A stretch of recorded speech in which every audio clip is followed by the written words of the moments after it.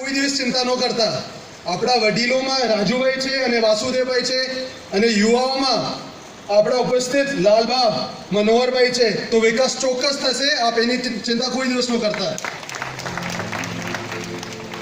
હું લાલબા અને મારા રાજપૂત યુવા ભાઈઓને ખૂબ ખૂબ અભિનંદન આપવા માંગુ છું અને આપનો ખૂબ ખૂબ આભાર જે રેલી આપે કરી હતી. મિત્રો, તાલીઓની ગડગડાટથી આપણે લાલબા અને આપણા રાજપૂત યુવાઓને સન્માન આપીએ.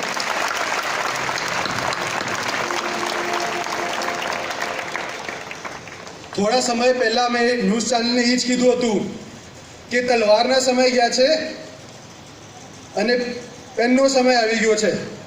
અને વાસુદેવભાઈ એ જ કર્યું હતું, કલમની પૂજા કરી હતી શાસ્ત્ર સાથે. તો એ પણ હું બહુ રાજી થયો છું.